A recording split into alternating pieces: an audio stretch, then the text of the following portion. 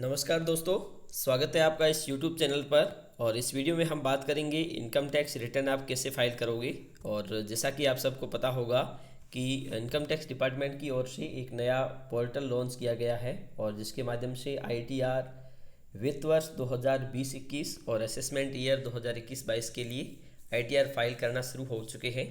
तो आप इसको कैसे करोगे स्टेप बाय स्टेप हम समझेंगे, तो वीडियो को लास्ट तक देख लेना। और चैनल को सब्सक्राइब नहीं किया तो अवश्य कर लीजिए, क्योंकि आगे भी आपको इसी प्रकार के कई वीडियो मिलने वाले हैं। तो चलिए शुरू करते हैं।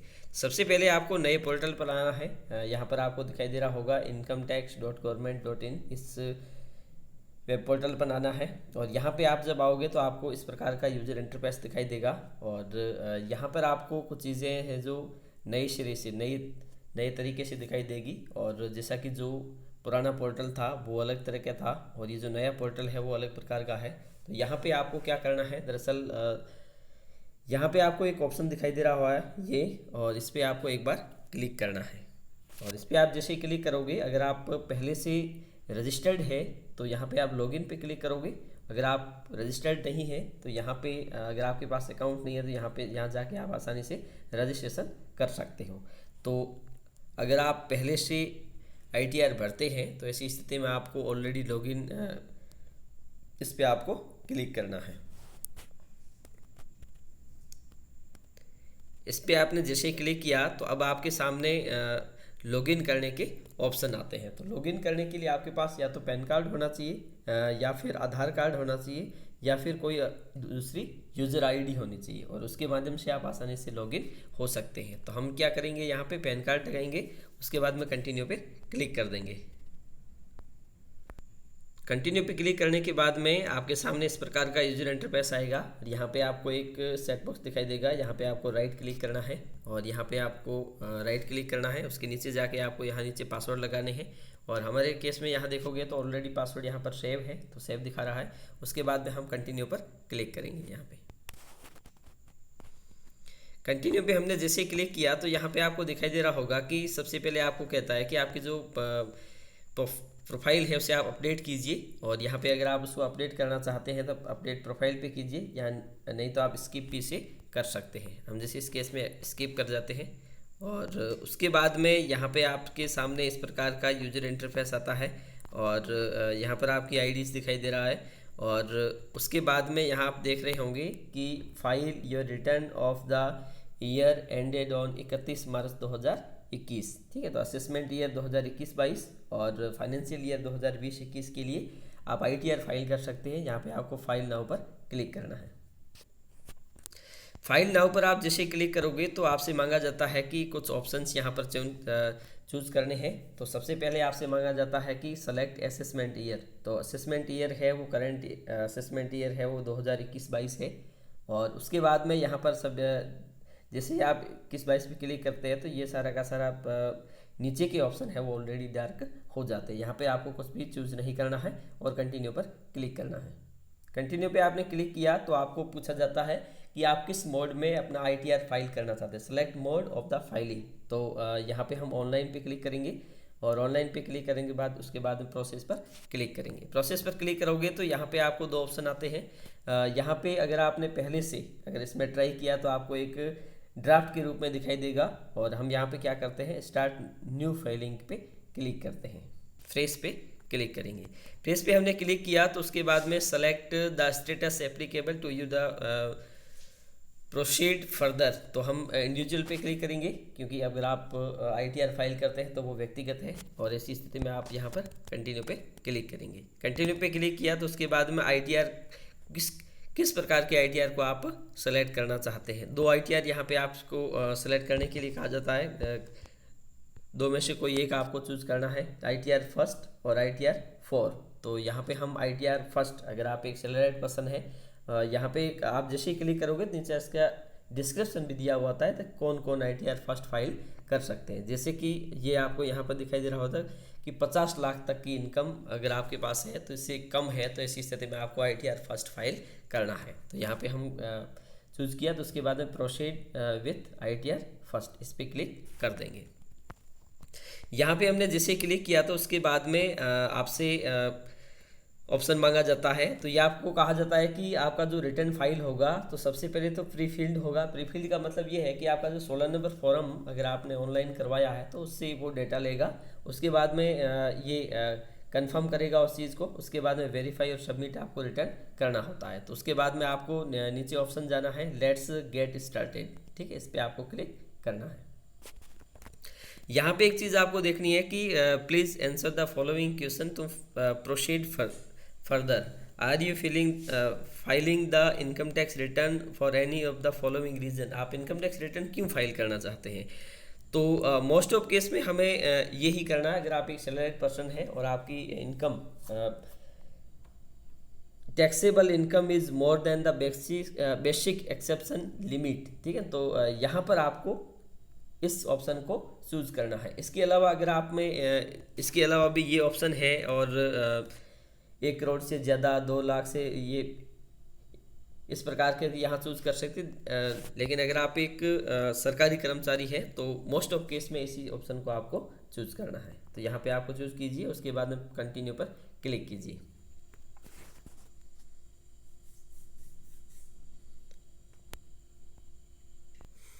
कंटिन्यू पे क्लिक करने के पश्चात आपके पास इस प्रकार का मैसेज पॉपअप होगा, we have prefilled your return based on information available with the income tax department, please confirm that the detail in each section are correct to proceed. ठीक है, तो ये दरअसल अगर आपने 16 नंबर फॉर्म फिल करवाया है तो ऐसी स्थिति में भी ये ऑटोमेटिक वहाँ से ये इन्फॉर्मेशन ले लेगा और आपको यहाँ पे क्रॉस चेक करना होता है, और ये नहीं आता है तो मैन्युअली आप यहाँ से भर सकते हो।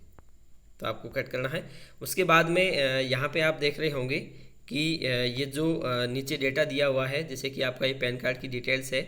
उसके बाद में अब आपके पास जो भी ऑप्शन आएंगे यहाँ पे, वो स्टेप बाय स्टेप आपको खोलने पड़ेंगे। जैसे कि आप पर्सनल इन्फॉर्मेशन, इसको पहले वेरीफाई करोगे। उसके बाद में ग्रोस टोटल इनकम, इसको आप वेरीफाई करोगे। उसके बाद में टोटल डिडक्शन, इसको करोगे। उसके बाद में टैक्स पेड, उसके बाद में टोटल टैक्स लाइबिलिटी। उसके स्टेप बाय स्टेप इन सबको आपको कंफर्म करना पड़ेगा। तो सबसे पहले हम क्या करेंगे, पर्सनल इन्फॉर्मेशन, इस पर जाएंगे और इस पर क्लिक करेंगे। तो ये जैसे आप कंफर्म करोगे तो नीचे का ये जो ऑप्शन है, ये है वो ऑटोमेटिक ओपन होता जाएगा। तो उसके बाद में यहाँ पे हम क्लिक करेंगे और यहाँ पे क्लिक करने के बाद में आप देख रहे होंगे कि जैसे यहाँ पे आपको कुछ चीज़ें दिखाई दे रही है, जैसे कि आपकी ये पर्सनल डिटेल्स है। और डिटेल्स भरने के बाद में यहाँ पे ये सारी चीज़ें भरी हुई है। और सबसे पहले आपको यहाँ पर क्लिक करना है कि आप एम्प्लॉय किस प्रकार के हैं। और एम्प्लॉयमेंट में अगर हम देखें तो हम जैसे स्टेट गवर्नमेंट के हैं, तो यहाँ पे स्टेट गवर्नमेंट क्लिक करेंगे। और यहाँ पे आपको कुछ भी नहीं करना है, क्योंकि आप पहली चीज़ तो 5 डेज है, ये रिटर्न हम बिफोर ड्यू डेट से कर रही है, तो यहाँ पे आपको ये करना है। और इसमें ये अगर आप किसी भी नोटिस का जवाब दे रहे हैं तो इनमें से जो नोटिस आपको प्राप्त हुआ है उसको आप दे सकते हैं यहाँ पे। लेकिन अगर आप इसको चूज़ कर रहे हैं तो यहाँ पे किसी प्रकार का कोई नोटिस नहीं है। उसके बाद में नोटिस है, अगर आपने वहाँ से चूज़ किया तो ये ऑटोमेटिक ओपन हो जाएंगे। और यहाँ पे इस केस में हमारे पास सामने ये ऑप्शन नहीं है, ठीक है। और ये आपसे पूछा जाता है कि आप जो टैक्स रिजिम जो दे रहे हो वो न्यू के अनुसार दे रहे हो या नहीं। तो आपको क्या करना है, अगर आप न्यू टैक्स रिजिम के अनुसार सेलेक्ट कर रहे हैं तो आपको यस करना है, अन्यथा हम नो करेंगे यहाँ पे। तो हम पुराने टैक्स रिजिम के अनुसार इसको भर रहे हैं। और उसके बाद में यहाँ पर आपको दिखाई दे रहा होगा जैसे कि आपकी बैंक डिटेल है ये, और बैंक डिटेल यहाँ पर आपको यस करना है, क्योंकि आपका जो रिफ़ंड होगा वो यहीं पे काउंट होगा, यहीं पे आएगा। तो उसके बाद में हम क्या करेंगे, इस पर कंफर्म पर क्लिक कर देंगे।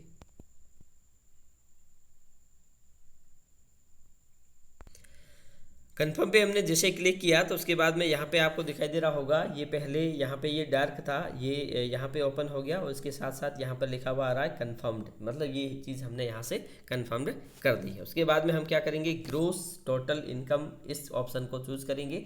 यहाँ पर हम क्लिक करेंगे और क्लिक करने के बाद में आपके सामने इस प्रकार का यूजर इंटरफेस आता है।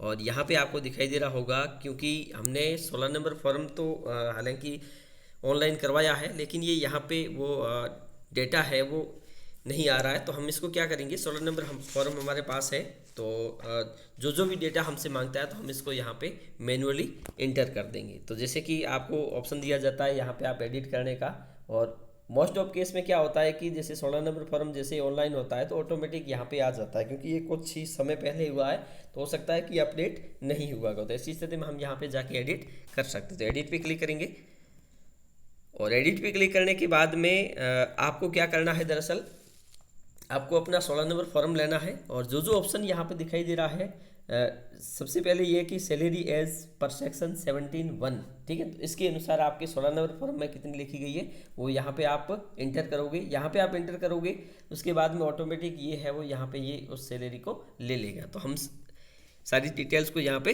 भरते हैं।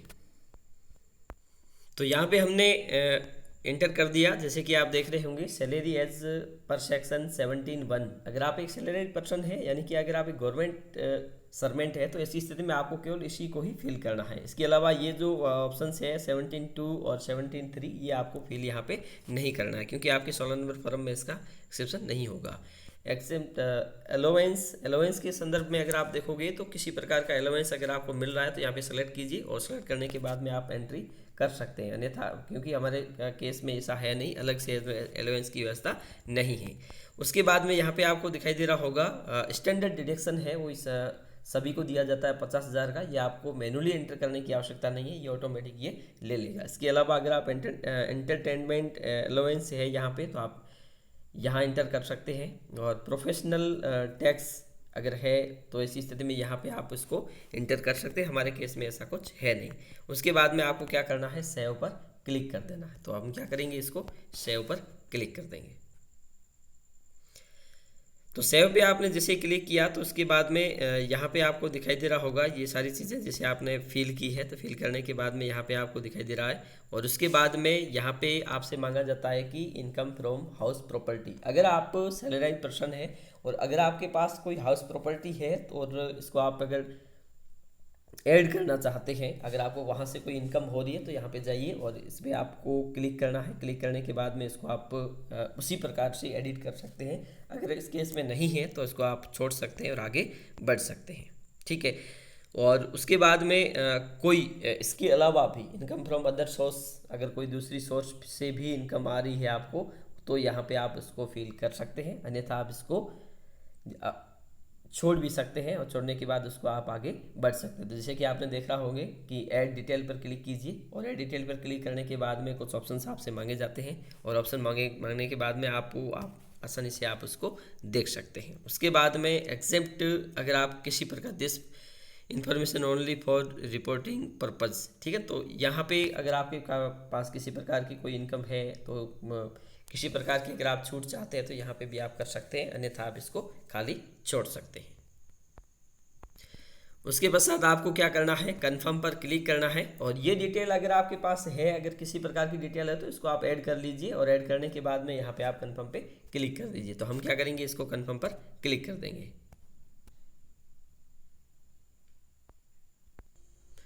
तो कंफर्म पे क्लिक करने के बाद में आपको यहाँ पर दिखाई दे रहा होगा, हमें इस ऑप्शन पे आ रही है, यहाँ पे आपको भी कंफर्म का और राइट क्लिक का ऑप्शन आ रहा है, क्योंकि ये भी कंफर्म्ड हो चुका है कि आपकी जो ग्रोस टोटल इनकम है वो इस प्रकार से हो रही है, मॉडिफाई विद रिक्वायरमेंट। अब उसके बाद में तीसरा ऑप्शन है वो ओपन हो चुका है, जो है टोटल डिडक्शन का। तो टोटल डिडक्शन, इसको हम सिंपली क्लिक करेंगे।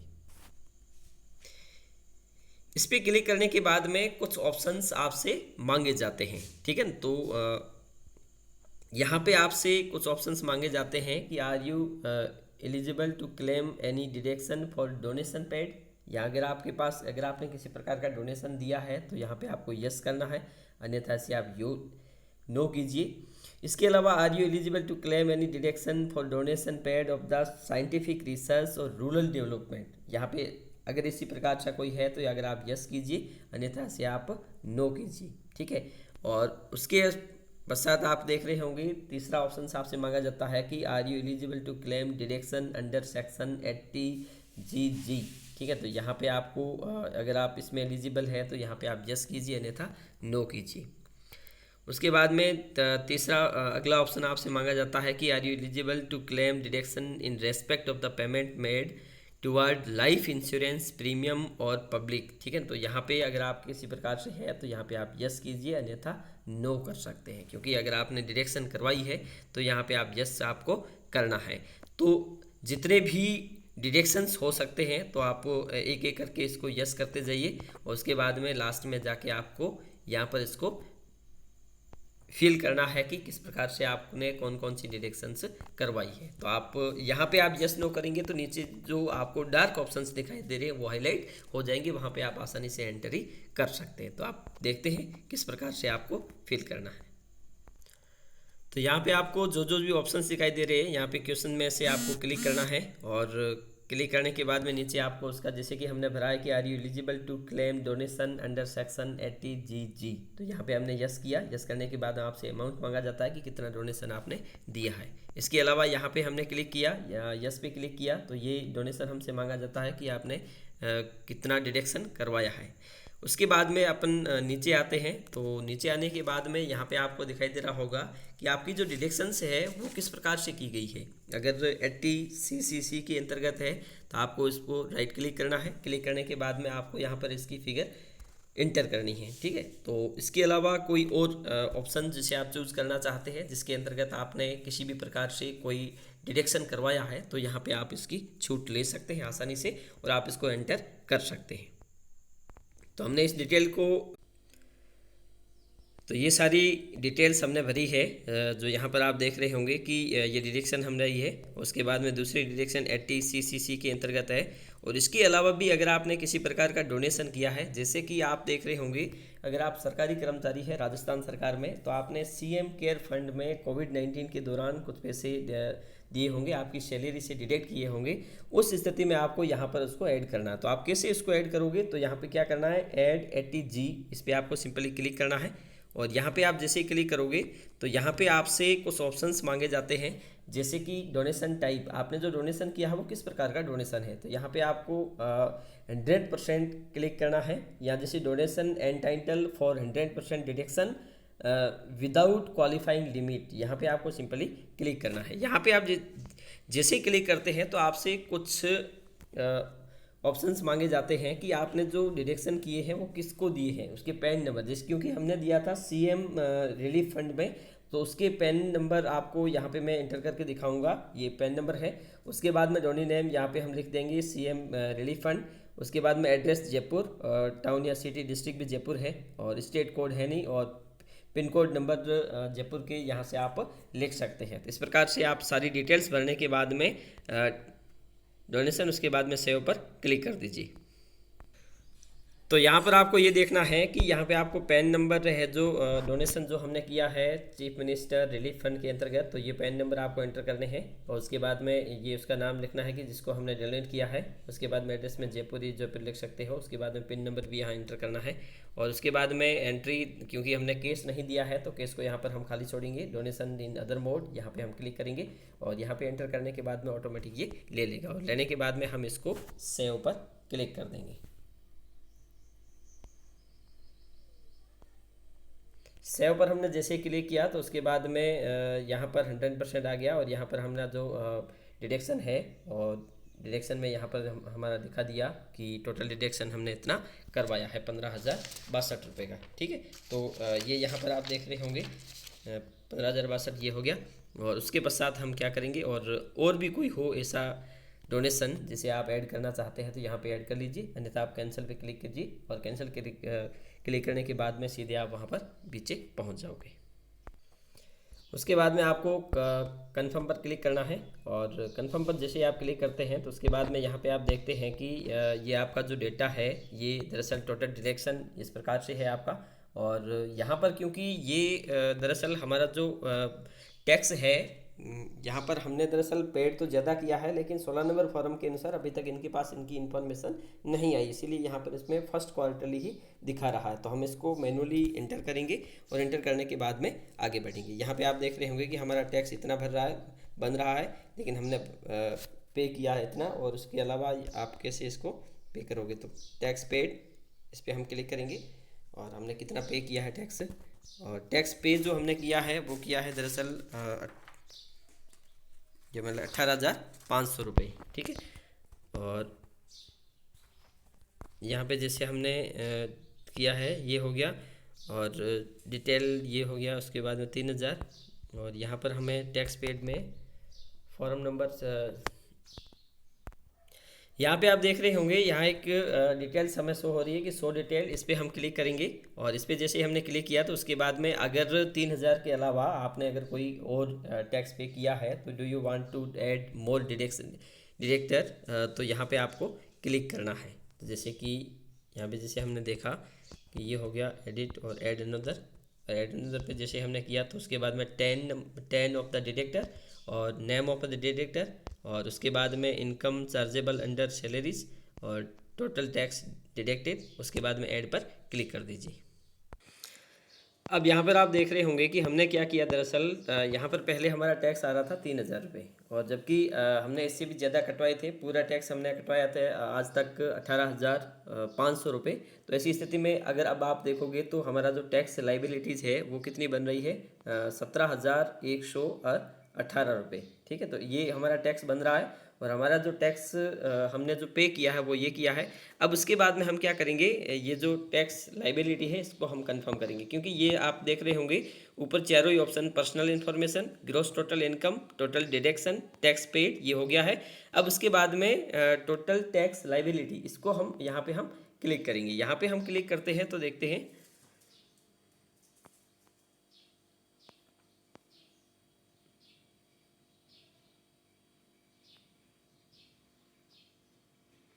तो यहाँ पे आपको दिखाई दे रहा होगा, जैसे कि यहाँ आपने देखा कि यहाँ पे आपको सारा फॉर्म का कंप्यूटेशन यहाँ पे आपको दिखाई दे रहा है। हमारी जो टोटल इनकम है, ग्रोस इनकम, वो 6,66,240 है। और टोटल डिडक्शन है वो 1,46,437 है। और टोटल इनकम जो टैक्स के लिए है वो है इतनी।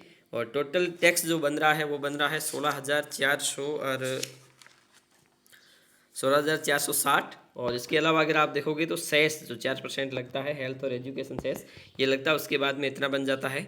और उसके बाद में रिलीफ, क्योंकि अगर आप 5 लाख से कम होते तो आपको पूरी छूट मिलती, 5 लाख से ज़्यादा है तो आपको किसी प्रकार की कोई छूट नहीं मिलेगी।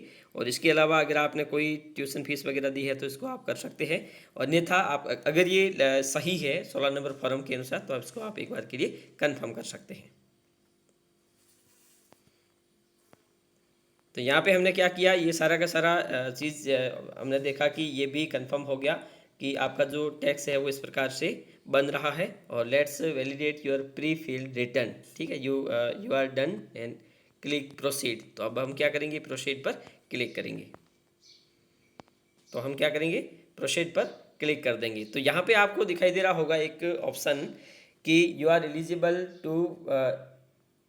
एलिजिबल फॉर रिफंड ऑफ 1,380 रुपये, इतना हमें रिफंड मिलेगा। तो इसके बाद में हम क्या करेंगे, प्रीव्यू रिटर्न्स पर क्लिक करेंगे। और प्रीव्यू रिटर्न्स पर क्लिक करने के बाद में ये कंफर्म हो गया, वैलिडेट रिटर्न हो गया, कंफर्म योर रिटर्न हो गया। अब उसके बाद में इसको क्या करना, हमें वेरीफाई करना होता है। ठीक है, तो वेरीफाई करने के लिए आपको क्या करना है, ये आपके प्लेस यानी कि ये जो आपके आईपी एड्रेस है जहाँ से आप फिल कर रहे हो, और उसके बाद में यहाँ पे आपको नाम लिखना है, अपने पिता का नाम लिखना है, रिटर्न कौन भर रहा है सेल्फ में कर देना। और उसके बाद में I am hold PAN card number दे देना। और if the return has been prepared by the tax return prepared give further detail, नहीं है तो इसी स्थिति में आपको कुछ भी नहीं देना है। यहाँ पे हम थोड़ी सी डिटेल्स भर देते हैं। और डिटेल्स भरने के बाद में आपको क्या करना है, प्रोसीड टू प्रीव्यू पर क्लिक करोगे। और प्रोसीड टू प्रीव्यू पर क्लिक करने के बाद में आपके सामने इस प्रकार का इंटरफेस आता है। और यहाँ पर प्रीव्यू एंड सबमिट। ठीक है, तो यहाँ पे आपको देख रहे होंगे, तो सबसे पहले आपको प्रीव्यू करना है। और ये आपका जो इनकम टैक्स का है, ये सारा का सारा सिस्टम आपको समझ में आ रहा होगा। तो ये जितना भी फॉर्म्स हमने जो भरे हैं, ये जितनी भी डिटेल्स भरी है वो सारी की सारी यहाँ पे आपको दिखाई दे रही होगी। और अंत में आपको क्या करना है, प्रोसीड फॉर वैलिडेशन। तो प्रोसीड टू वैलिडेशन पे आप क्लिक करोगे। और यहाँ पे हमने जैसे ही क्लिक किया तो आप देख रहे होंगे कि ये साइट है वो अब थोड़ी सी धीरे चल रही है। जब हमने प्रोसीड एंड वेरीफाई पर क्लिक किया तो आप यहाँ पर देख रहे होंगे एक हमें वार्निंग मिली है कि validation complete, one error found. Error दरअसल क्या है कि हमारा जो 16 नंबर फॉर्म है ये तैयार हो चुका है, लेकिन इसमें जो टैक्स अभी ऑनलाइन नहीं हो पाया था। तो 16 नंबर फॉर्म तो हमारे पास है, लेकिन वो टैक्स ऑनलाइन नहीं हो पाया है, जिसके कारण हमने यहाँ पर मैनुअली एंट्री की है। तो मैनुअली एंट्री की है तो थोड़ा सा इसमें सिस्टम में गड़बड़ी दिखा रहा है। तो फिर भी हम अगर प्रोसीड टू वेरिफिकेशन पे करते हैं तो ये क्या दिखा रहा है, समथिंग वेंट रॉन्ग, और ये दिखा रहा है कि यहाँ पर आपके पास एक एरर है। तो एरर को सही करने के लिए सबसे पहले हमें ऑनलाइन करना होगा उस टैक्स को, क्योंकि वो सीए के द्वारा ही किया जाएगा।